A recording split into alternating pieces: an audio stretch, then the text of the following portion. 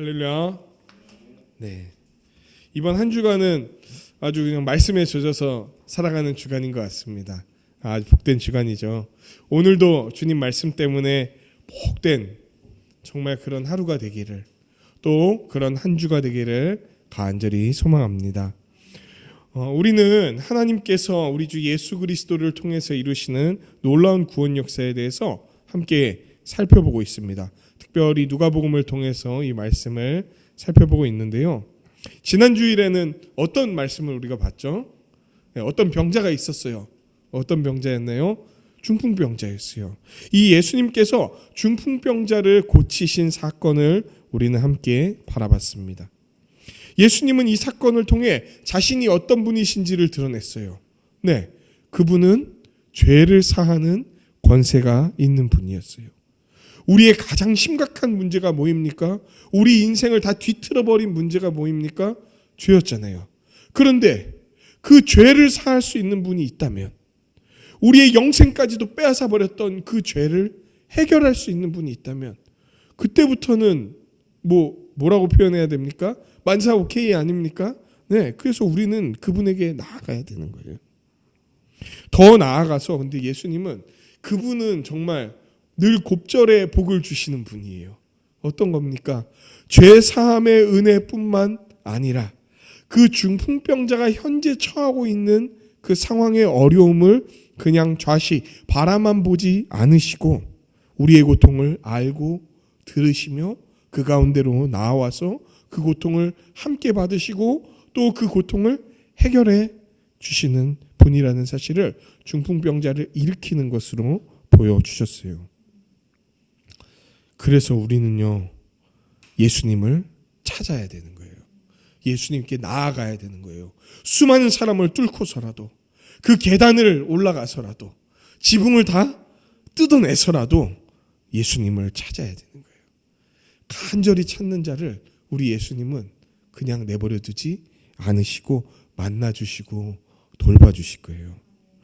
오늘 본문은요, 이런 중풍병자를 고치신 예수님의 사건에 이어서 나타나는 사건입니다. 이어서 나타난다는 것을 제가 강조한 이유가 뭘까요? 그 사건과 관련이 매우 깊다라는 걸 보여주는 거예요. 중풍병자를 고치신 예수님이 어떤 한 사람을 부르는 일로 오늘의 본문은 전개가 됩니다. 5장 첫 번째 얘기가 뭐였습니까? 그때도 누굴 부르는 사건이었어요. 어부였던 베드로를 부르는 사건이었죠. 그리고 나서 어떤 일이 있었냐면 병자 2명을 고치는 사건이 나옵니다. 나병 환자를 고치는 사건과 문둥병자를 고치는 사건이 나와요. 그리고 5장의 마무리로 또 다른 한 사람을 부르는 사건이 나타나요. 이 4가지 얘기는요, 이제 다 하나로 묶이면서 오늘의 이야기를 통해 딱 꼽히는 것으로 나타납니다. 이 4개의 이야기가 무관한 얘기가 아니라는 거예요. 이 한 사람을 부르신 사건이 앞전 사건들과 어떻게 연결이 되는지, 또 우리에게 다가오는지 하나님의 말씀을 통해 함께 살펴보도록 하겠습니다. 27절부터 이렇게 29절까지 보면은 이런 말씀이 있죠. 예수님이 그 후에, 이제 이런 표현이 나와요. 그 후는 뭡니까? 중풍 사건이란다. 중풍 사건이 아니죠. 중풍병자 그 사건 이후에 예수님이 한 사람을 부르는 이야기가 나타납니다. 병자를 고치시면서 뭐가 있다는 능력을 보이셨습니까? 죄 사함의 능력이 있다는 것을 보이신 그 사건 이후에 나타난 일인 거예요.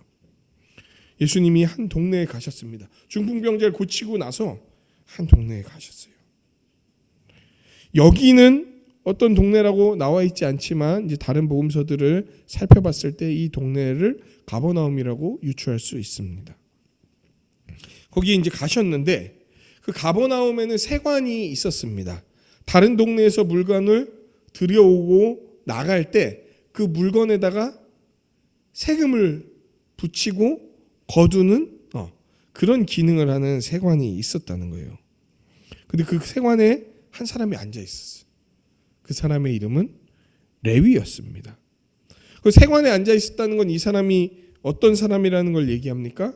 세리라는 걸 얘기해요. 제가 이전에도 이야기했다시피 당시 사회에서, 당시 유대 사회에서 세리는 어떤 사람들이었습니까? 아주 멸시하는 계층이었어요.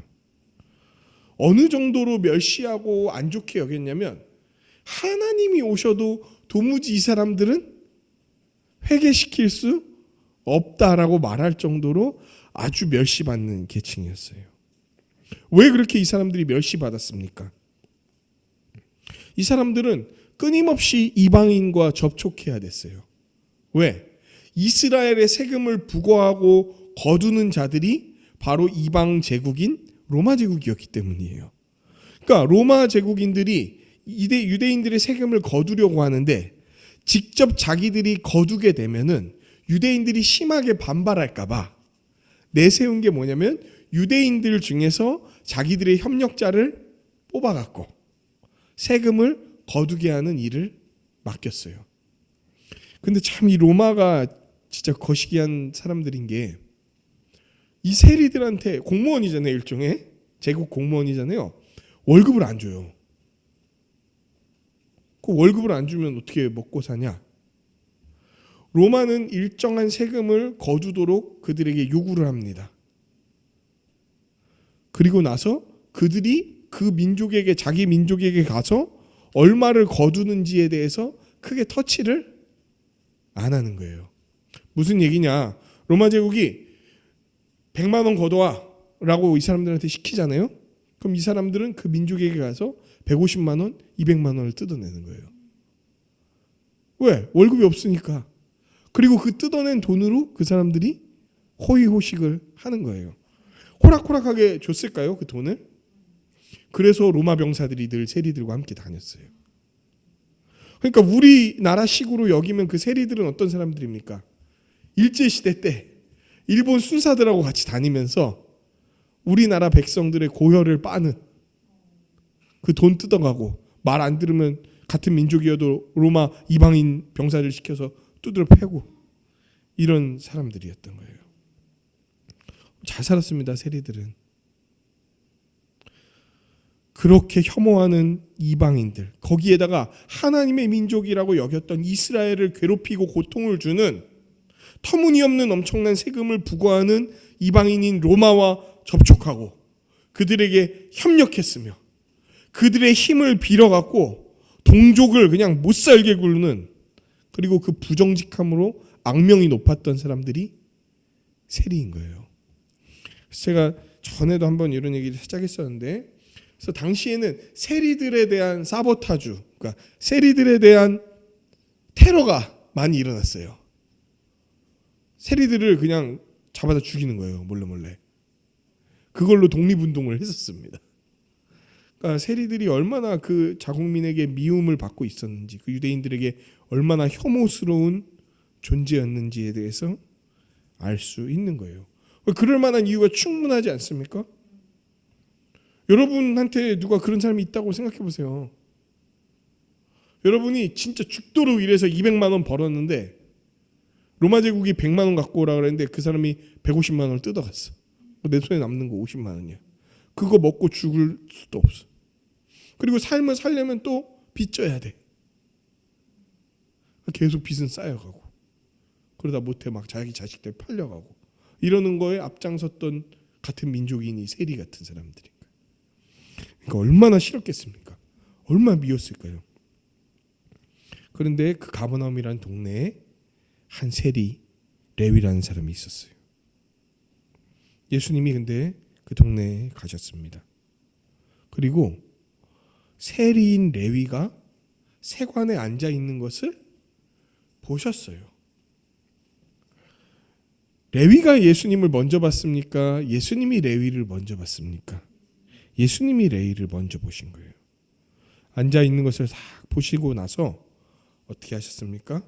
나를 따르라 라고 말씀하시는 거예요. 예수님은 그를 유의 깊게 살펴보셨을 거예요. 레위가 먼저 예수님 본 게 아닙니다. 예수님이 먼저 레위를 봤고요. 따르겠다고 한 것도 레위가 먼저 한 게 아니라 예수님이 레위에게 먼저 말씀하신 거예요. 나를 따르라.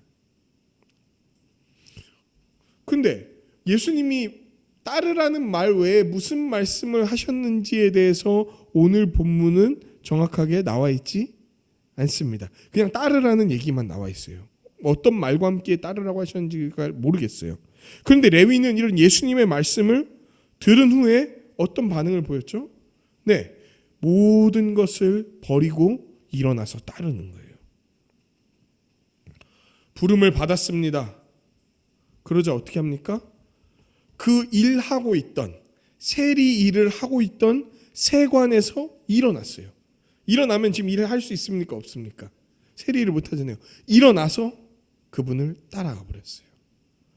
즉 세리로 하던 일을 다 포기하고 내버려 두고 예수님을 따라갔다는 거예요.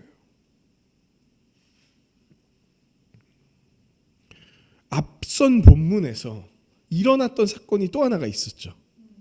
뭐냐면 중풍병자가 일어난 사건이었어요. 둘 다 일어나는 모습을 보입니다. 한 명은 병으로, 한 명은 자기 삶의 방식을 고수하는 것으로 계속 앉아 있었던 사람이었어요. 한 명은 무력해서 자기 몸을 일으킬 수 없어서 앉아 있었던, 누워 있었던 사람이었고, 한 명은 자기가 앉아서 이렇게 일하는 게 자기에게 돈을 벌어다 주고 자기 삶을 윤택하게 만들고 자기가 더 복되게 살아갈 수 있다고 생각하니까 자기 민족까지 버려가면서 그 일을 했던 거잖아요. 그런데 예수님의 부름은요, 그 무력한 자와 고집스럽게 악을 행하며 다른 자기의 행복을 고수하던 자를 둘 다 일으켜 세우시는 부름이었던 거예요. 더 이상 그들은 그 자리에 앉아있지 않았습니다. 레위는요, 이후에 예수님의 12명의 제자 중에 한 명이 됩니다. 근데 여기에서는 특별히 12제자를 부르는 장면은 아니죠. 그럼 이 장면을 통해서 우리는 뭘 알 수 있냐? 레위는 예수님을 따르는 모든 자들이 보여야 하는 태도를 보여준 거예요. 근데 이렇게 부름을 받고 따랐던 사람들이 이전에 5장에 있었죠. 누가 있었죠? 베드로와 안드레와 요한, 안드레가 아니죠. 누가복음에서는 베드로와 야고보와 요한이 있었어요. 근데 베드로와 야고보와 요한이 따른 것과 이 레위가 따른 것의 차이가 뭐였을까요? 베드로와 야고보와 요한은요, 다 버려두고 갔잖아요. 근데 이들은 다시 돌아왔을 때 어부할 수 있었어요. 사실 실제로도 예수님이 부활하신 이후에 이들은 고향에 내려갑니다. 그래서 어부를 해요. 근데 레위는요, 이거 박차고 나오는 순간 세관으로 다시 갈 수 없어요. 돌아가려고 해도 거기에서 받아줄지 안 받아줄지도 몰라요. 이미 유대인들 커뮤니티, 유대인들 사회에서 버림을 받았는데 여기를 박차고 나온다는 건 세리 세계에서도 버림을 받는다는 거예요. 그럼 이 사람은 더 이상 갈 곳이 없을 수 있어. 더 이상 퇴로가 없는 거예요. 그런데도 그걸 뿌리치고 나오는 겁니다. 이처럼 예수님을 따른다는 거는요, 이전의 생각, 자신의 가치관, 생활 방식, 그리고 내가 이걸 따르게 됐을 때 이제는 다시는 저 삶으로 못 돌아가게 될 텐데 라는 것들을 다 감내하고 따르는 걸로 나타나는 거예요. 자신의 필요와 안정에 그 중점을 두던 일. 우리가 늘 그렇게 살아들지 않았습니까? 우리의 필요, 정말 우리의 안정. 아유, 저는 뭐 부자 되는 건 뭐 바라지도 않아요. 그냥 소시민 그냥 중산층, 그냥 그 정도, 그 정도로 잘 유지되면 사는 건 뭐 좀 더 바라지도 않아요. 근데 그 우상인 거 아시죠?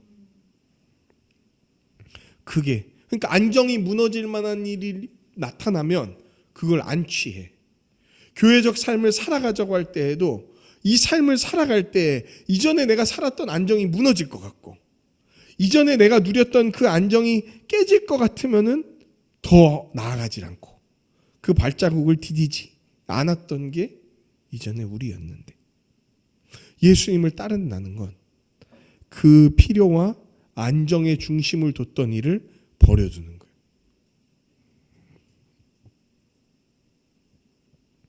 특별히 어떤 부분에서 변화가 일어났습니까? 경제관의 변화가 일어나는 걸로 나타나요. 이거는 여러분, 예수님을 따르는 뚜렷한 특징은 경제관의 변화입니다.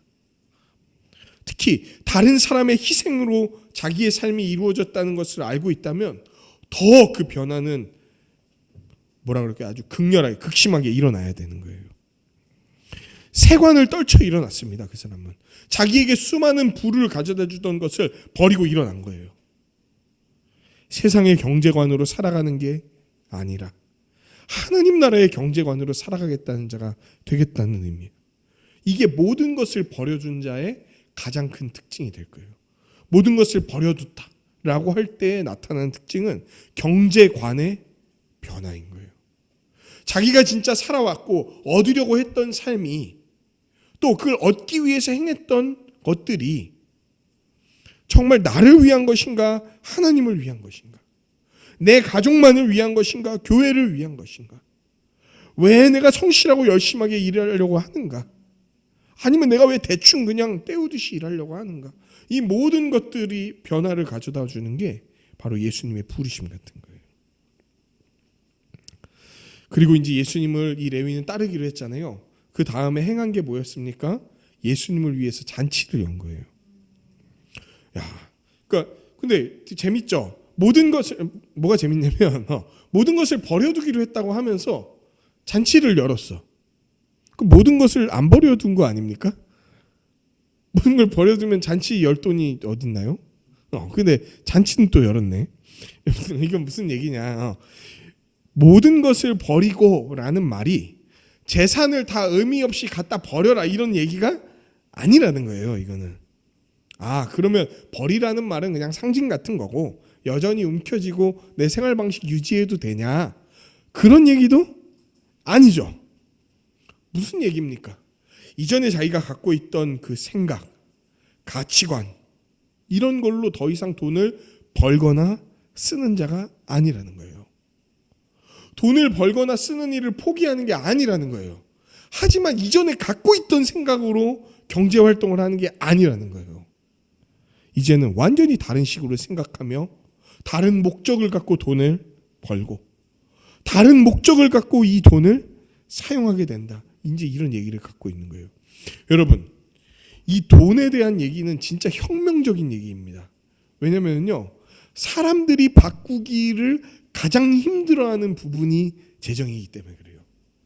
돈에는요, 생명이 걸려 있어요. 특히 자본주의 사회에서는요, 돈이 모든 것으로 여겨지는 이 사회에서 돈을 어떤 목적으로 벌고 어떤 목적으로 사용한다, 어떤 방식으로 사용한다는 건 그 사람의 정체성이 완전히 변했다는 가장 큰 증거 중에 하나로 예수님이 얘기를 하세요. 왜? 이건 완전히 바뀌지 않으면 할 수가 없는 거예요. 이거는. 회개한 레위는요, 예수님을 위해 잔치를 베풀었습니다. 잔치를 베푼 건 뭡니까? 자기에게 회개하게 하심으로 하나님 나라를 허락해 주신 그 예수님께 감사하는 것. 그 은혜를 주신 것에 대한 기념이 잔치였던 거예요. 근데 잔치를 열고 레위랑 예수님하고 그 제자들만 누렸던 게 아니었어. 이 잔치에 누가 왔다고 얘기합니까? 다른 세리들과 다른 사람이 많이 앉아 있는 거예요. 아니, 자기가 회개하고 자기가 구원받고 자기가 하나님 나라에 들어갔는데, 그럼 자기랑 예수님이랑 그 제자들만 딱 불러갖고 조촐하지만 아주 성대하게 이렇게 열면 되는 거 아닙니까? 그런데 레위는 그렇게 열지 않았어요. 다른 세리들도 불렀습니다. 다른 사람들도 많이 불렀다는 거예요. 세리인 레위에게 주어진 그 구원은 자신과 같이 하나님의 구원에서 차단된 자들, 다른 사람에게 손가락질을 받던 그들까지에게도 그 구원을 확장시키는 거예요. 레위는요, 세리에서 떠났습니다. 그렇죠? 아까 세관에서 일어나서 예수님을 따랐잖아요. 그런데 세관을 떠나고 세리를 하지 않는 게 세리들을 무시하거나 버리는 것으로 나타나지 않았다는 거예요. 오히려 잔치를 열어서 그 사람들이 예수님께로 나오는 그 통로의 역할을 이 레위는 했던 거예요. 세리 외에 다른 사람들도 나와 있습니다. 이후의 절들을 볼 때 이 다른 사람들이라고 부르는 부류도 사회적으로 낙인 찍히고 업수히 여김받거나 천대받는, 즉 세상에서도 죄인이라고 불리는 자들이었던 것 같아요. 이런 자들이 나와서 예수님과 그의 제자들과 레위와 함께 식사를 했어요. 30절부터 32절 말씀에서는 이제 이렇게 식사하시는 예수님에게 어떤 사람들이 다가와서 이야기를 겁니다. 네, 바로 그 앞에서부터 이제 살살 등장했던 바리새인과 서기관들이 예수님과 예수님의 제자들에게 다가와요. 이 사람들은 예수님이 하시는 일을 유심히 지켜봤던 것 같아요. 그러면서 세리들을 부르고 세리들과 함께 식사하는 예수님을 보면서 되게 당황했던 것 같아요. 메시아라면서, 혹은 메시아 흉내를 내는 사람이라면서 어떻게 저렇게 처참한 죄인과 함께하지? 그들과 어떻게 식사를 하러 가지? 그들에게 어떻게 나아가지? 왜 이런 말도 안 되는 짓을 하는 거야? 그러면서 이 사람들이 이거 지켜보다가 더 이상 가만히 있지 않고 예수님의 제자들에게 찾아갑니다. 그리고 비방해요.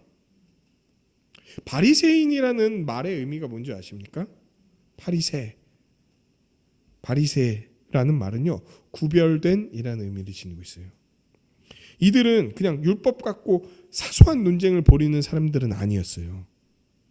이 사람들은요, 종교적인 진리를 고수해야 된다 뿐만 아니라 윤리적으로 정결함이 무엇인지를 잘 찾고 그렇게 살아가는 것을 위해서 싸우는 자들로 스스로를 인식하는 사람들이었어요. 그러니까 무슨 말입니까? 좀 쉽게 얘기하면 어떻게 하면 하나님의 뜻을 따라 거룩하게 살 수 있는가를 연구하던 사람들이었다는 거예요. 그리고 이 타락한 세상 속에서 우리는 어떻게 하나님의 뜻을 붙들 수 있는가, 어떻게 거룩한 백성으로 살 수 있는가 연구하고 연구하면서 나타낸 방식이 뭐였냐면 분리였습니다. 분리. 더럽고 부정한 것들과 떨어지는 것. 바리새인과 서기관들은, 이 바서들은요, 죄인들이 그냥 민족의 재앙을 가져온다고 여겼기 때문에 이 사람들 회개하거나 회개하지 않으면 제거돼야 된다, 이렇게 생각했던 사람들이에요. 그리고 이런 자들과 어울리거나 함께할 수 없다고 도무지 생각하지 못했던 사람들이에요. 왜? 여러분, 구약 성경에 보면은 부정한 것과 가까워지면 어떻게 된다고 나옵니까? 부정이 된다고 나오죠. 그 원리를 이 사람들은 생각했던 거예요. 그러니까 부정한 자들에게 더 이상 다가가지 않는, 오히려 부정한 자들로부터 자기를 격리시키고 멀리하는, 그리고 그 사람들이 우리 유대 커뮤니티로 들어오지 못하게 쫓아내는, 이런 역할을 하는 게 바리새인들이었다. 그게 자기들의 정결, 거룩함을 지켜내는 일이라고 여겼던 사람들이에요. 그게 구약의 율법을 따르는 사람들의 모습이었던 거예요. 그러니까 세리하고 죄인들하고 밥 먹는 것을 보면서 기겁을 하죠. 가장 악하고 가장 악독한 죄인들이라고 하는 사람들과 밥을 먹는다는 건 곧 어떻게 된다는 거예요? 구약의 율법에 의하면 가장 부정해진다는 거니까 어떻게 메시아로 왔다고 그 메시아가 보이는 능력을 보이면서 그런 악독한 자들과 먹냐. 그런데 예수님한테 막 말하기에는 조심스러운 거예요. 좀 쫄렸던 것 같기도 해요. 그러니까 누구를 비방하냐면 제자들을 비방합니다. 야, 니네는 어떻게 도대체 죄인과 먹고 마시냐? 여러분, 함께 식사한다는 건요, 성경에서 대단히 큰 의미를 지니고 있습니다. 우리 교회에서도 함께 식사하죠. 그거를 우리가 어떤 상황 속에서도 계속 지켜가려고 하는, 오늘도 우리 조별로 방역수칙 맞춰서 식사로 가잖아요. 그걸 어떻게든 지키려고 하는 이유가 뭐냐면, 함께 식사한다는 것은 공존할 수 있다는 의미고 함께 살아갈 수 있다는 의미고요. 더 깊이 나아가면 한 가족이 되었다는 증거 같은 거예요. 그런데 서기관과 바리새인들이 보는데 이 사람들은 막 죄인하고 한 식탁에 앉아갖고 막 식사하는 거야. 같이 교제하는 거야.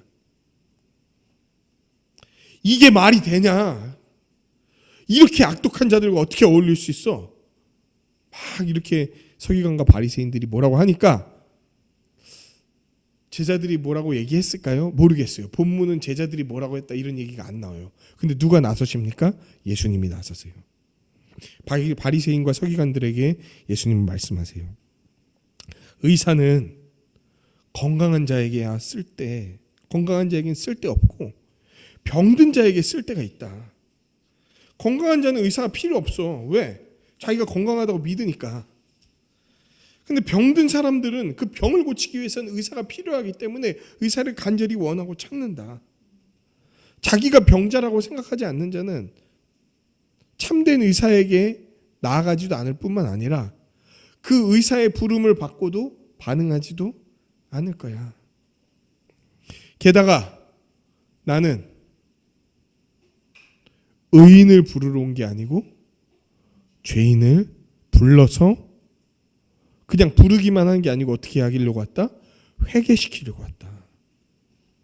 예수님은 여기서요, 자신이 이 땅에 오신 하나님이신 그분이 인간으로 이 땅에 오신 이유에 대해서 명확하게 선포하시는 거예요. 나는 죄인을 불러서 회개시키려고 왔다. 의인들은 부르려고 온 게 아니야. 이 땅에 의인들이 좀 있는데 그 의인들은 내 타겟이 아니야. 의인들은 두고 나는 죄인들만 부르러 왔다. 이런 얘기가 아니에요. 로마서 3장 10절에서는 뭐라고 얘기하는 줄 아십니까? 이 세상에 의인은 단 한 명도 없다라고 얘기해. 의인은 없나니 하나도 없으며. 그럼 예수님이 죄인을 부르러 왔다는 말은 무슨 말입니까? 이 모든 인류를 불러서 회개시키려고 이 땅 가운데 오셨다는 거예요. 모든 인류, 죄로 말미암아 죽어 마땅한 우리를 부르러 오신 거예요. 그러면서 세리와 죄인들과 함께 식사하는 걸 보여준 거는 하나님의 치유와 죄 사함의 역사가 나에게 있고, 너희가 구약을 볼 때 부정한 것에 다가가면 너희도 부정해지기 때문에 부정한 것에 다가가려고 하지 않지만, 내가 부정한 것에 다가갈 때 그 부정한 것들이 거룩하게 될 거라는 신약의 원칙에 대해서 알려주시고 보여주시려고 했던 거예요. 구약의 원칙은요, 하나님이 거룩한 분이시다라는 걸 드러내는 원칙이었어요. 그리고 부정한 것으로부터 그분을 떼어놓고 부정한 것이 그분에게 다가오지 못하게 하는 방식으로 그분이 거룩한 분이라는 것을 드러냈다면, 이제 신약에서는 어떻게 하나님이 우리를 구원하시는 것을 보여주시냐면, 그 도무지 하나님께 나올 수도 없고 격리되어 있던 이 죄인들에게 하나님이 직접 찾아가셔서 그 부정한 자들을 거룩하게 바꾸는 방식으로 구원할 거라는 걸 알려주시는 게 예수님이 죄인들에게 다가가시는 거였어요. 죄인들과 함께 식사하시는 거였어요. 그러면서도 예수님은 죄인들의 스타일대로 먹고 마시면서 흥청망청 드셨던 게 아니에요. 그냥 오셔갖고 죄인 스타일대로 그냥 죄인들처럼 죄인과 진하게 그냥 놀고 먹고 마시고 이러셨던 게 아니고, 그분이 이 땅에 오신 목적이 뭐라고 나옵니까? 쾌락이 아니라, 죄인들과 함께 누리는 쾌락이 이 땅에 오신 목적이 아니라 죄인을 불러서 뭐하게 하려고? 회개하게 하시려고 왔다, 이렇게 나오잖아요. 그게 이분의 목적이었던 거예요. 그러면서 33절부터 39절까지 두 가지의 비유를 들어서 바리새인과 서기관들에게 이야기를 합니다. 엄밀히 얘기하면 세 가지겠죠. 바리새인과 서기관들이 이 얘기를 듣고 나서 예수님의 제자들을 비판해요. 여기서 그들이라고 할 때 어떤 분들은 바리새인과 서기관들이라고 얘기하기도 하고, 어떤 분들은 그 바리새인과 서기관이 아닌 그냥 일반 군중들이라고 얘기를 하기도 합니다. 누가 돼도 상관없어요. 그런데 그 사람들이 예수님의 제자들을 고발해요. 예수님께 뭐라고 고발합니까? 예수님이 이 죄인들을 회개시키러 오셨다는 이 말에 대해 이 사람들은 이렇게 얘기해요. 예수님, 요한의 제자들과 바리새인의 제자들은 자주 금식하는데요. 여러분, 아까 예수님이 했던 말과 이 사람들의 대답이 어떤 관련이 있습니까? 무슨 상관이 있나요? 예수님은 죄인을 불러서 회개시키려고 왔다라고 말하는데, 이 사람들은, 요한의 제자들이나 바리새인의 제자들은요, 금식하고 기도하는데요, 이렇게 얘기를 한단 말이에요. 이게 무슨 상관이 있을까? 이 예수님의 대답에 대한 바른 질문입니까? 그런데 이 두 개는 되게 관련이 깊어요. 왜 그러냐면 요한의 제자들과 바리새인들은 당시에 금식과 기도로서 자신들이 회개했음을 드러내려고 하는 자들이었어요. 그러니까 죄인들을 불러서 회개하러 왔다라는 예수님의 말에 죄인들을 불러서 회개하러 왔다고요? 그러면은 지금 잔치를 할 게 아니라 금식하고 기도해야 되는 거 아닙니까? 이렇게 묻는 거예요, 이 사람들이. 아니, 회개시키러 왔다고 하면서 당신에게 속한 제자들은 왜 금식도 안 하고 죄인들하고 먹고 마시고 놀고 기뻐하고 교제합니까? 라고 항변하는 거예요. 어떻게 이게 회개의 증거냐? 어떻게 슬픈 기색을 띠지 않냐? 이렇게 말하는 게 이들의 질문이었어요. 예수님은 이런 사람들에게 신랑과 그 신랑에게 초대받은 손님들의 비유로 답을 해주세요. 예수님은요, 회개에 대한 증거로 눈물보다 먼저 기쁨에 대해서 얘기를 하세요. 이게 되게 독특한 지점입니다. 우리는 보통 회개라는 생각을 할 때 기쁨보다 눈물이 더 먼저 생각나지 않나요? 그런데 예수님은 회개에 대한 증거로 더 우선되는 걸 기쁨이라고 얘기를 하죠. 그리고 이를 위해 혼인의 비유를 사용하셨어요. 여러분, 요한의 제자들과 바리새인들은 왜 금식하고 애통하고 기도하고 슬퍼했는지 아십니까? 구약에서 남유다가 멸망한 이후 성전 다 파괴되고 법궤 다 끌려가고 성전 기물들 다 사라진 이후로 이스라엘이 멸망한 이후로 언제 하나님이 우리 이스라엘을 회복시키는가, 하나님의 나라를 회복시키는가가 모든 진실한 유대인들의 바램, 소원 같은 거였어요. 그리고 하나님이 약속해 주셨단 말이에요. 내가 회복하겠다. 회복하겠다. 그런데 지금 회복이 됐습니까? 안 됐습니까? 안 된 거예요. 지금 헤롯이 지은 성전이 있어요. 엄청 큰 성전이었어요. 70년 동안 지었는데도 다 못 지었대. 우리 지금 교회도 건축과 관련된 분들 계시지 않습니까? 70년 동안 도대체 건물을 짓는다고 하면 그 어떤 건물이어야 됩니까? 어마어마한 토목공사였던 거예요. 그러니까 성전이 없었던 게 아니야. 그런데도 유대인들은, 특히 요한의 제자들과 바리새인들은 아직도 회복이 안 됐다고 여기고 있었어요. 언제 메시아가 오시는가? 언제 하나님이 오시는가? 이런 성전, 그것도 거짓 왕이 지은 이런 성전은 진정한 성전도 아니야. 다윗의 자손이 와야지. 그리고 이 모든 로마, 우리의 최고의 대적을 물리쳐내야지 우리가 회복될 텐데 언제 그때가 되는가? 아직 안 왔다, 이렇게 생각을 하고 있었던 거예요. 최고의 적을 로마라고 생각하고 있었어요, 이 사람들은.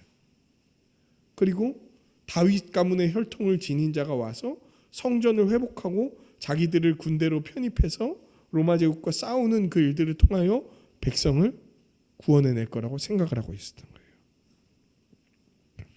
그리고 자기들의 죄 때문에 이렇게 됐다고 생각하니까 죄에 대해서 용서받아야 되는 것을 알기에 애통하고 두려운 마음으로 하나님과 메시아를 기다리며 용서를 구했던 이들의 삶의 방식이 일주일에 2번씩 금식하고 기도하는 거였어요. 그런데 생각해 보십시오. 만약에 이들이 메시아가 왔다는 사실을 알게 되면 계속 울고 있을 수 있겠냐는 거야. 그렇게 기다리던 메시아가 왔다는 사실을 알게 되면 계속 금식하겠냐는 거예요.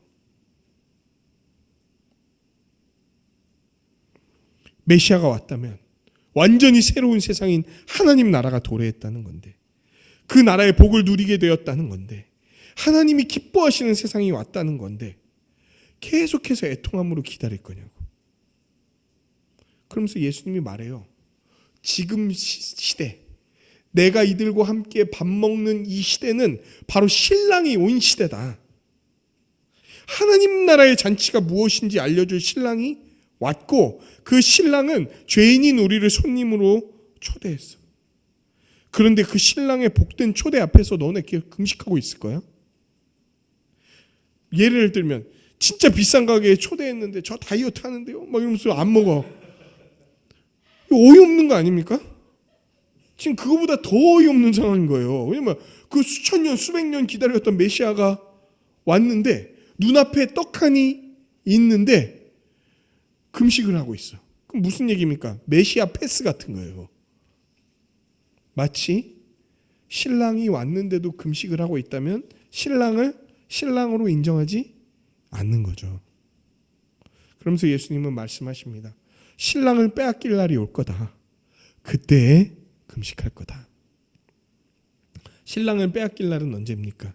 우리 주님이 체포되시고 고초 겪으시고 십자가에 달리시고 사흘 동안 장사되신 그 기간을 말하는 거예요.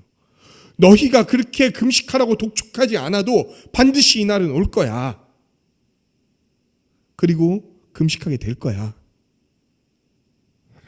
하지만 이때는 또 곧 지나가겠죠. 우리 주 예수 그리스도 다시 살아나셔서 하늘에 오르시고 다시 오실 그날까지 우리는 다시금 잔치할 시대가 펼쳐질 거예요. 예수님이 죽음을 이기신 그날부터 지금까지 계속해서 잔치의 시간이 될 거예요. 근데 뭐 그런 것까지 아직 예수님은 말씀하지 않으셨어요. 신랑을 빼앗길 날이 올 건데 그때는 금식하게 될 거다. 딱 이 얘기를 하신 거죠. 이어서 예수님은 바리새인들과 서기관들에게 두 번째 비유에 대해서 이야기를 합니다. 무슨 얘기입니까? 낡은 것과 새 것을 비교하는 두 가지의 비유를 더 얘기하세요. 참 알쏭달쏭한 약간 비유입니다. 새 옷에서 한 조각을 찢어서 낡은 옷에 붙이는 자가 없죠. 당연하죠. 누가 이거를 그렇게 합니까? 여러분, 낡은 옷을 수리하기 위해 새 옷을 자른다는 게 말이 되나요? 이렇게 하면 어떻게 합니까? 낡은 옷도 되게 후지죠. 그리고 낡은 옷에 새 옷을 입히잖아요. 그리고 빨잖아요. 어떤 일이 벌어집니까? 새 옷은 어떤 특성이 있죠? 탁 축소되죠. 낡은 옷 다 찢어져요. 낡은 옷 수선하려고 붙여놨는데 새 옷을 갖다 기우면은 오히려 낡은 옷 다 찢어져. 거기다 새 옷은 어떻게 돼 있어? 구멍 뽕 나 있어. 새 옷도 낡은 옷도 못 입게 돼. 아내한테 등짝 맞는 거예요. 그러면 거기다 두 번째 비유, 그러니까 이거는 도무지 말이 안 되는 얘기야. 어떻게 낡은 것을 보수하려고 새 것을 함부로 대하냐, 이 얘기를 하는 거예요. 새 것을 함부로 대해서는 안 된다. 오히려 온전한 문제 해결은 어떻게 합니까? 낡은 옷 두고 새 옷으로 대체하는 게 온전한 방식이죠. 두 번째 비유를 이야기하십니다. 새 포도주를 낡은 가죽 부대에 넣는 자가 없다. 새 포도주를 낡은 가죽 부대에 넣으면은 다 터트려져서 포도주도 쏟아지고 그 낡은 부대도 못 쓰게 돼. 그래서 새로운 포도주는 새로운 부대에 넣어야 된다. 이렇게 얘기를 하시는 거예요. 당시에 포도주를 숙성시키는 방법은 가죽 부대에 포도주를 넣어두는 방법이었대요. 그런데 포도주가 맛있어지려면 어떻게 해야 됩니까? 포도주 담궈보신 분 있나요? 네. 와인이 맛있어지려면 기간이 오래되면 오래될수록 맛있대요. 그러니까 새 포도주를 오래 묵히려면은 새 부대에다 담궈야 돼. 왜? 낡은 부대는 해져서 낡은 포도주가 담겨 있을 때 보관이 용이한데 새 포도주가 들어가면은 그 새 포도주의 발효 때문에 낡은 부대를 더 낡게 만들어 갖고 그 부대가 터져버리는 특성을 지닌대요. 그래서 무조건 새 포도주를 오래 보관하기 위해선 새 부대에 담았다. 그리고 그게 충분히 익혀지면은 어떻게 낡은 부대로 옮겨 담는, 이제 이런 식으로 보관을 했다고 합니다. 새 포도주를 낡은 부대에 담는 게 문제인 거예요. 같은 포도주이지만 새로운 방식으로 주어진 포도주는 새로운 부대에 담겨질 때만이 맛있게 먹을 수가 있는 거예요. 그러면서 또 알쏭달쏭한 이야기로 맨 마지막 절을 예수님은 말씀하세요. 묵은 포도주를 마시고 새 것을 원하는 자가 없고 묵은 것이 좋다. 예수님은 소믈리에 뭐 이런 건가요? 아주 그냥 오래된 포도주가 하여튼 맛있어. 뭐 이런 얘기 하시려고 하는 건가요? 그런 얘기가 아니죠. 이거는 새 것보다 옛 것이 더 좋다. 뭐 이 얘기를 하는 게 아니라 옛 사고 방식과 생활 방식을 고수하는 사람들, 이거 지금 비유잖아요.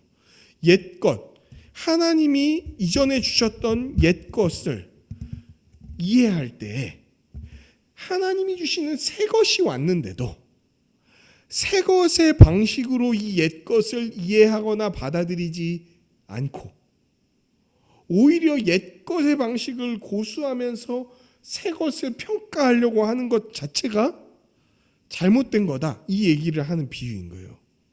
그러면서 이 옛 사고방식을 고수하는 사람들은 새로운 사고방식, 새로운 생활방식, 새로운 가치관에 대해 잘 받아들여지지 않고 오히려 그것들을 배척하는 사람들이 될 거다라는 걸 보여주는 게 묵은 포도주를 그냥 좋다고 하는 사람들인 거예요. 바리새인과 서기관들은요, 예수님과 그분을 따르는 자들이 행하는 그런 어떤 말과 행동을 자신들이 갖고 있던 구약에 대한 편견과 기준에 맞추어서 생각하려고 했던 거예요. 그러니까 구약에서 원래 자기들이 갖고 있던 생각이 뭡니까? 부정한 것은 최대한 떨어져야 돼. 부정한 것에 가까이 가면 안 돼. 그런데 예수님은 자꾸 부정한 것으로 가. 부정한 사람들과 어울리면서 먹어. 그 사람들을 부르려고 해. 그러니까 이 사람들이 원래 갖고 있던 구약을 이해하는 방식으로 예수님을 이해하려고 하니까 이해가 되나요? 안 되나요? 안 되는 거예요. 그런데 지금 이 사람들은 뭘 이해해야 됩니까? 예수님이야말로 새로운 옷이요, 새로운 포도주라는 사실을 알아야 돼. 그래서 사실은 구약이든 신약이든 담겨있는 포도주는 다 하나님의 뜻이요 하나님의 구원 경륜이기 때문에 둘 다 중요하죠. 그런데 이걸 이해할 때 이제는 어떤 방식으로 이해를 해야 되냐면 예수님이 가져오시고 보여주시는 방식으로 옛 것들을 이해해야 되지. 옛 것을 갖고 예수님을 이해하려고 하면은 반드시 뭐가 되게 돼 있다? 충돌하게 되어 있다는 걸 보여주는 거예요. 그게 오늘 사건 같은 거예요. 어떻게 세리들과 함께 먹고 마시냐. 옛것에 대한 편견은요, 옛것을 바르게 이해하지 못하게 하고 새로운 것을 받아들이는 데 방해가 되는 거예요. 바리새인들과 서기관들도요, 거룩에 대해서 관심이 아주 많았어요. 거룩한 백성에 대해서 엄청 신경 쓰고 있었어요. 예수님도 말씀하시죠. 저들보다 더 낫지 아니하면 결단코 하나님 나라에 들어올 수 없다. 저들보다 더 거룩해야 돼. 막 얘기할 정도로 이 사람들이 거룩에 대한 관심이 아주 많았던 사람들이에요. 그러나 그들은 구약에 나왔던 방식으로 거룩하지 못한 사람들, 부정한 것들을 배척하는 방식으로 대했어요. 동시에 부정한 것을 온전하기 위해 다가가는 그 예수님, 자신들과 완전히 새로운 방식으로 부정한 것을 해결하려고 하는 그 방식을 보여주는 예수님, 새 것을 거부했던 거예요. 오늘 본문이 이제 이런 내용들을 담고 있는 겁니다. 묵상과 적용. 이 본문을 통해 여러분, 예수님이 어떤 분이심을 알 수 있나요? 여러분은 이 본문을 보면서 예수님이 어떤 분이시라고 정말 한 문장으로 얘기하면 이야기할 수 있을까요? 앞선 본문에서는 예수님이 어떤 분이시라고 제시됐습니까? 그분은 죄 사함에 권세가 있는 분이라고 얘기됐어요. 그리고 오늘 본문은 앞본문과 연결된다 그랬죠. 어떻게 연결됩니까? 예수님은요, 죄 사함의 권세가 있는 분으로서 죄인을 불러서 그 죄인에게 가까이 가서 그들을 어떻게 하시는 분? 회개하게 하시는 분인 거예요. 첫 번째 묵상. 누가 예수님을 통해 구원받고 회개합니까? 누가 예수님을 통해 구원받고 회개합니까? 물어보겠어요. 구원받을 만한 자격이 있는 사람이 있습니까? 있는 사람이 있으면 저 한번 진짜 알려주십시오. 제가 한번 만나 뵙고 싶습니다. 하지만 만나 뵐 일이 없을 거예요. 아무도 없으니까. 바리새인들은요, 어떤 사람이 구원받는다고 여겼는지 아세요? 하나님께 참되게 회개한 자가 구원받는다고 여겼어요. 맞는 말 아닙니까? 바리새인들은요, 하나님께 참되게 회개하는 자가 구원받는다고 말했어요. 먼저 참회하는 진정한 모습이 있을 때 하나님이 사하신다고 여겼어요. 그러니까 하나님께 돌이키고 악행을 떠났다는 그 증거가 있을 때 하나님이 그들을 선하다고 여기시고 의롭다고 여기신다고 생각했어요. 이렇게 들으면 우리랑 비슷한 것 같지 않습니까? 그런데 여기는 이 본문을 통해서 이런 바리새인의 생각들과 예수님이 전하시는 복음이 완전히 다르다는 사실을 알 수 있어요. 여러분요, 참되게 회개한 자가 구원을 받는 게 아니에요. 참되게 회개한 자가 하나님께 의롭다함을 받는 게 아니에요. 맞아요. 참된 회개는 진정으로 참여하는 모습이 나타나고 악행에서 떠나고 하나님을 쫓는 모습으로 나타나죠. 참된 회개는. 그런데 이거는요, 하나님의 구원을 받기 위한 조건이 아니라는 거예요. 참된 회개는 하나님의 구원이 임한 자에게 나타나는 증거지 구원의 조건이 아니에요. 참되게 회개를 해야 구원받는 게 아니라 구원을 받은 자가 참되게 회개하는 거예요. 여러분, 되게 비슷한 얘기 같지만 선우가 바뀌면은 복음이 율법주의가 되고 율법주의가 복음이 되는 거예요. 되게 지금 잘 이해하셔야 돼요. 여러분, 회개해서 구원받았습니까? 여러분이 돌이켜서 구원받았습니까? 그렇게 생각하셨다면 여러분은 당첨, 율법주의자, 바리새인들하고 손에 손잡고 가야 되는 거예요. 그러면 우리가 회개한 까닭, 우리가 돌이킨 것은 예수님이 우리를 먼저 찾아주셨기 때문에 그래요. 레위가 세관에서 일어나서 예수님을 따랐기 때문에 예수님이 너 죄사함 받았다 이렇게 얘기했습니까? 예수님이 먼저 레위를 보셨어요. 예수님이 먼저 레위를 부르셨어요. 예수님이 먼저 레위에게 다가가셨어요. 그러자 레위는 세관에서 일어났어. 예수님을 따랐어. 예수님께 잔치를 베풀었어.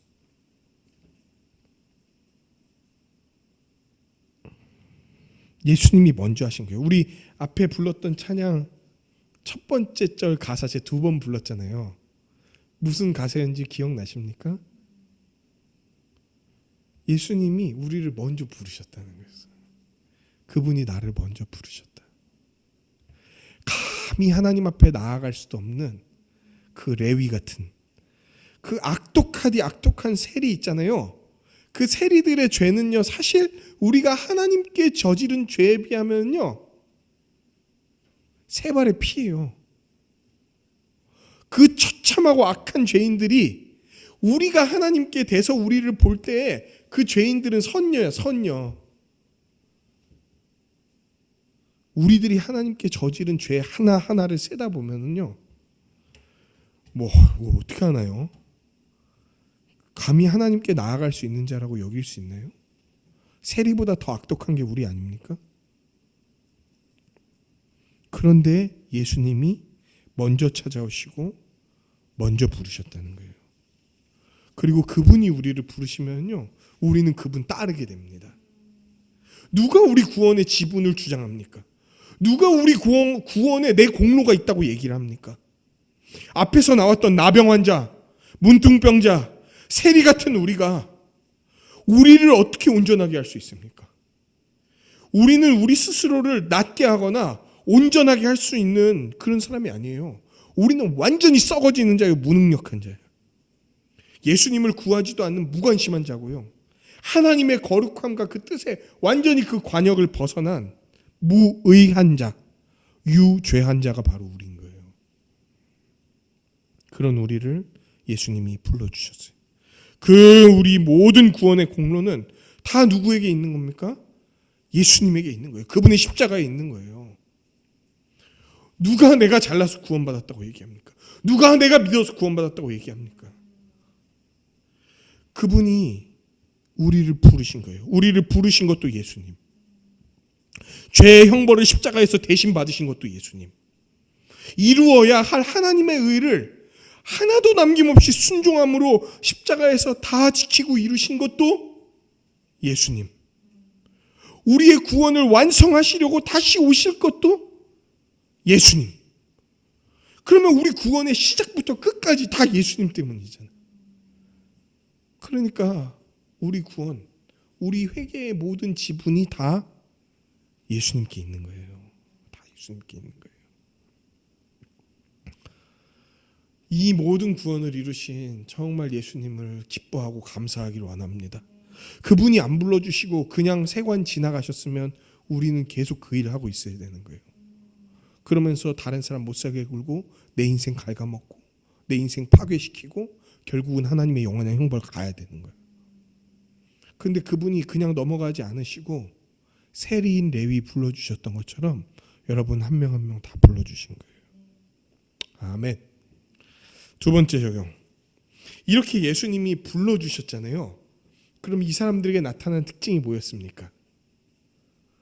세관에서 일어나서 예수님을 따랐어. 그거에 대해 예수님이 뭐라고 정의를 내리십니까? 나는 의인을 부르러 이곳에 온 것이 아니라 죄인을 불러 회개하게 하려고 하는 거다. 예수님이 부르시고 돌이키게 하신 자, 그 회개하게 하신 자의 특징이 뭐냐면요. 첫 번째로 돌이킴이에요. 돌이킴. 이전에 내가 갖고 있던 사고방식, 생각, 가치관을 영원히 그리고 철저히 바꾸는 근본적인 변화. 여러분, 우리가 돌이키는 게 우리의 어디서부터 시작될까요? 우리의 참된 돌이킴은 우리 어디에서부터 시작될까요? 마음에서부터 시작됩니다. 마음이 변하지 않으면 행동도 변하지 않습니다. 마음에서부터 시작되는 거예요. 이전에 하나님을 기뻐하지도 않았어. 하나님이 원하시는 삶을 살고 싶어 하지도 않았어. 그저 자기의 유익만을 위해 살고 남들은 뭐 돌아보지도 않아. 어떻게 살든지 말든지. 남들을 돌아보는 척할 때가 있어. 내가 되게 멋진 사람임을 어필하고 싶을 때. 그럴 때 살짝 좀 그런 티를 내고 돌아보는 척을 하지만 실제로 크게 관심도 없어. 그런데 그랬던 자신의 생각과 삶, 마음, 그 이기적이고 사탄적인 마음을 후회하고 오직 하나님이 기뻐하시고 원하시는 방식으로 살기를 원하는 마음이 되는 것. 이게 돌이킴인 거예요. 삶과 행동의 돌이킴은요, 마음의 돌이킴이 있을 때에만 가능합니다. 예수님이 이르신 이런 새로운 마음의 변화에 대해 구약의 에스겔 36장 26절에서 27절은 이렇게 말합니다. 이게 새 언약에 대한 아주 중요한 본문이거든요. 이거 나중에 한번 적어주시고 보시면 좋을 것 같아요. 새로운 마음에 대해서. 또 새 영을 너희 속에 두고 새 마음을 너희에게 주되 너희 육신에서 굳은 마음을 제거하고 부드러운 마음을 줄 것이며 또 내 영을 너희 속에 두어 너희로 내 율례 내 법도를 행하게 하리니 너희가 내 규례를 지켜서 행할지라. 아멘. 이게 구약에서 메시아가 오면은 이루어질 일이라고 얘기되는 본문이었는데요. 예수님이 오셔서 이 일을 이루셨어요. 레위를 불러다가 세관에서 일으켜서 그 일을 행하시자, 그 마음이 변하자 그는 일어난 거야. 예수님이 부르실 때 우리의 마음이 변하거든요. 그때 일어나서 그 삶을 돌이키게 됩니다. 예수님은 부르신 자들을 새롭게 하세요. 마음을 새롭게 하세요. 그리고 그 마음을 새롭게 하시기 위해서 누구를 우리에게 보내주시냐면 성령님을 보내주시는 거예요. 성령님이 오셔서 우리를 완전히 새롭게 하실 겁니다. 이전의 사고방식과 완전히 다른 하나님 나라의 사고방식으로 살아가게 할 거예요. 회개의 두 번째 특징, 예수님이 이렇게 부르신 자들이 나타나는 회개의 두 번째 특징이 뭔지 아십니까? 오늘 본문에서 나타난 것처럼 잔치예요. 잔치. 회개의 특징이 잔치라고? 네, 잔치가 바로 회개의 특징입니다. 예수님과 함께하게 된 레위는요, 잔치를 열어요. 왜 그렇습니까? 옛 세상, 그냥 타락하고 악한 세력이 사로잡고 있던 그 세상에서 풀려나갔고 하나님 나라로 들어가게 하신 예수님을 기뻐하는 그런 완전한 생각의 전환이 일어난 자들이 일으키는 잔치. 예수님과 함께 기뻐하고 먹고 마시는 그 잔치가 벌어지는 거예요. 여러분, 이전에도 우리는 사실 파리 피플이었습니다. 이전에도 우리는 잔치하는 자들이었어요. 누구랑? 위드 사탄하고 함께 잔치하던 자들. 사탄과 함께하는 잔치, 사탄이 디제잉하는 잔치, 이런 건 어떤 잔치입니까? 잔치의 형태를 띠고 있는데요, 망해가는 잔치야. 고통을 가중시키는 잔치야. 잔치인 것처럼 보여. 왜? 내 행복을 위해 뭔가를 해나가고 막 하는 것처럼 보이니까. 그렇지만 실제로는 내 육신을, 내 영혼을, 내 정서를 갉아먹는 잔치였다고. 우리의 삶을 악으로 가득 채우던 악독한 잔치가 사탄과 함께 춤을 이룬 것 같은 거예요. 그런데 이제는 어떤 잔치가 벌어졌습니까? 예수님과 함께하는 잔치가 벌어졌어. 예수 그리스도의 십자가 사건으로 인해 우리랑 잔치 벌이던 사탄의 그냥 목덜미를 잡아다가 끌어서 그의 목을 꺾어버리고 척추를 밟아버리고 그들을 패망시켜버리고 강력한 그분의 승리의 역사로 자신과 함께하는, 예수님과 함께하는 잔치로 바꿔주셨다는 거예요. 이제 우리는 누구랑 잔치하는 자입니까? 예수님과 함께 춤을 해요. 예수님과 함께 춤을. 근데 예수님 어디 계시죠 지금? 이거 우리 수련회 때 들었던 말씀을 기억해 봅시다. 지금 예수님은 어디 계십니까? 하늘에 계세요. 하늘에. 하나님과 함께 계신다고. 그럼 우리랑 어떻게 스텝을 같이 밟으십니까? 그분 하늘에 계시는데. 그분이 우리와 함께 춤추시기 위해, 우리와 함께 잔치하시고 먹고 마시기 위해서 우리에게 성령님을 보내주시고 우리와 교제하시기 위해 우리에게 말씀을 들려주시는 거예요. 그분과 교제하고 그분과 잔치를 벌이는 것은 말씀을 통해 이루어집니다. 하나님의 말씀, 하나님의 말씀이 선포될 때, 그 말씀을 함께 연구할 때, 그 말씀을 함께 붙들면서 그 말씀대로 살아갈 때 우리는 예수님과 교제하고 잔치를 누리게 되는 거예요. 형벌과 고통만이 이어져야 되는 게 우리의 옛 잔치의 모습이었는데 이제는 회복과 해방과 자유함과 예수 그리스도를 따름으로 말미암아 주어지는 하나님 나라의 복과 안식이 우리 잔치의 내용이 된 거예요. 그 잔치를 누리기 위해서 하나님이 우리에게 은혜의 수단을 주셨으니 그게 바로 말씀인 거예요. 여러분 지금 말씀 듣고 있는 시간, 어떤 분들은 무표정으로 이렇게 듣고 있거나 하시지만 지금이 여러분 파리 타임인 거예요. 잔치 시간인 거예요.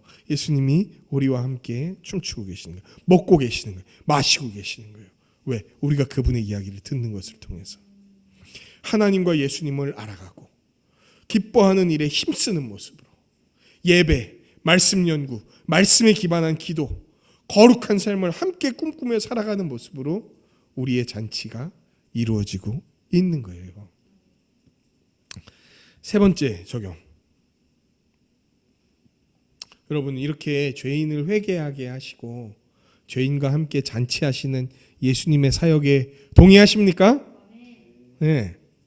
진짜 동의하시나요? 바리새인과 서기관들은요 이걸 못 받아들여요. 동의를 못했어.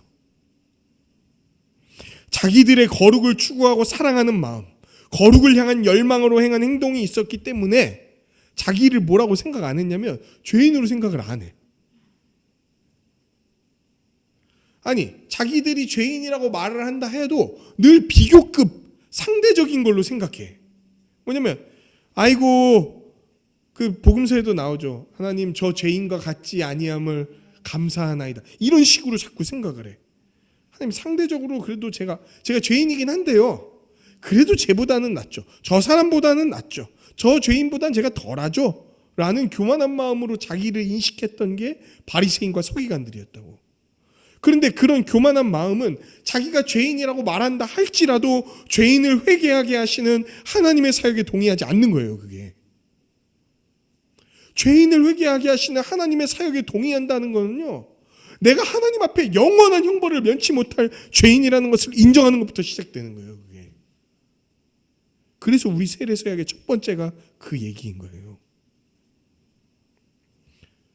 죄인을 회개하게 하시는 예수님의 사역에 동의한다면 우리의 교만한 마음부터 버려야 되는 거예요. 모든 사람에게 예수님이 필요하다고 할 때 자기를 그 모든 사람에서 빼면 안 돼. 이미 예수님이 십자가에서 이 모든 것을 다 이루셨기 때문에 예수님을 믿습니다라고 하면서도 오늘은 필요하지 않다고 생각하는 것 또한 교만한 마음인 거예요.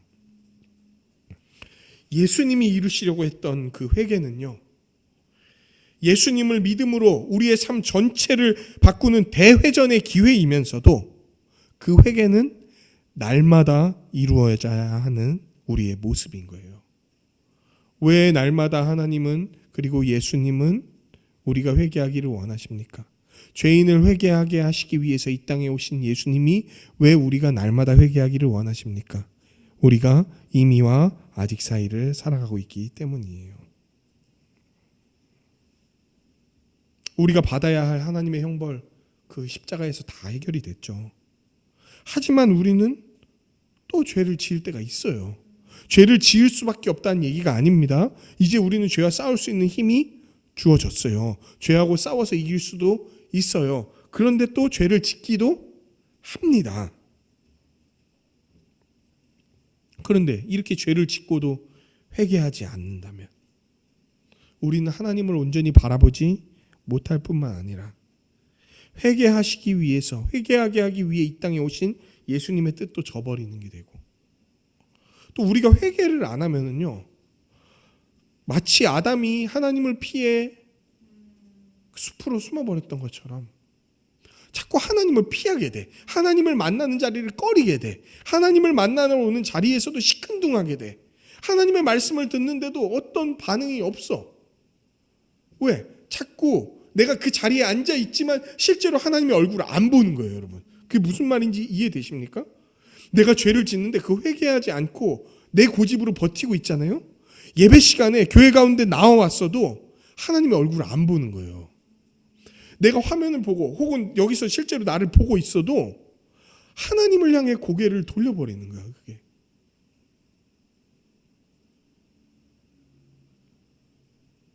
괜찮다고 여기지 말고, 대충 뭉개면서 넘어가지 말고, 예수님이 회개하게 하시는 사역을 우리가 인정하고 받아들인다면 우리의 죄를 남김없이 참되게 다 내어놓으면서 회개해야 되는 거예요. 제가 늘 매주마다 회개 기도할 때 한 내용이 바로 그거예요. 이전에 살아왔던 삶의 모든 사이클을 뒤바꿔야 할 것으로 여길 뿐만 아니라 그 뒤바꾸는 역사를 날마다 행하는 것, 그리고 뒤바뀐 모습과 또 반대되는 옛 모습이 나타날 때에 이게 문제가 있다는 것을 알고 하나님께 다시 나아가서 죄를 고하고 이미 예수님께서 이루신 일들을 의지하며 다시 거룩한 삶으로 나아가는 것, 이게 죄인을 회개하게 하시는 예수님의 사역에 동의하는 겁니다. 특별히 우리의 회개는 아까 본문에서 얘기했던 것처럼 우리의 경제관이 바뀌는 걸로 나타날 거예요. 제가 이렇게 몇몇 분들한테 말씀드렸는데 2학기에는 집사신방을 할 거다 이런 말씀을 드렸어요. 그 집사신방 가운데 우리가 그리스도에게로 돌이켰는지 이 내용들이 그래도 많이 저는 드러나게 될 거라고 믿습니다. 또 그런 모습이 안 나타나면은 아이고 나는 안 돌이켰으니까 그냥 교회에 있을 수 없나 이런 게 아니죠. 그때는 어떤 겁니까? 내가 지금 그리스도에게 완전히 돌이키지 않았다는 사실을 알아서 속히 그리스도에게로 나아가야 되는 그 모습들로 나타나게 되겠죠. 혹은 예수 그리스도에게 돌이킨 자들이어도 어떤 부족한 모습이 나타날 수 있잖아요. 그러면 그 모습을 회개함으로 다시 나아가는 그런 귀한 계기가 될 거라고 믿습니다. 우리의 경제관이 바뀌는 걸로 회개는 나타나요. 모든 것을 버리고 세관에서 일어나서 예수님을 따르는 걸로 나타날 거란 말이에요. 자기를 위해 남을 짓밟던 그 직업관, 자기가 잘 되게 하려고 남이 어떻게 되든 말든 그냥 생각하고 넘어갔던 나의 경제관이 온전하게 뒤바뀌게 될 거예요. 함께 일하는 사람들이 뭐 어떻게 되든지 말든지, 내 아랫사람이 어떻게 살아가는지, 뭐 내 윗사람이 이걸 잘 운영하는지 아무 상관없이 살아가던 나의 가치관이 뒤바뀌게 될 거라고. 그리고 다른 사람을 위한 직업관과 경제관이 생기게 될 거예요.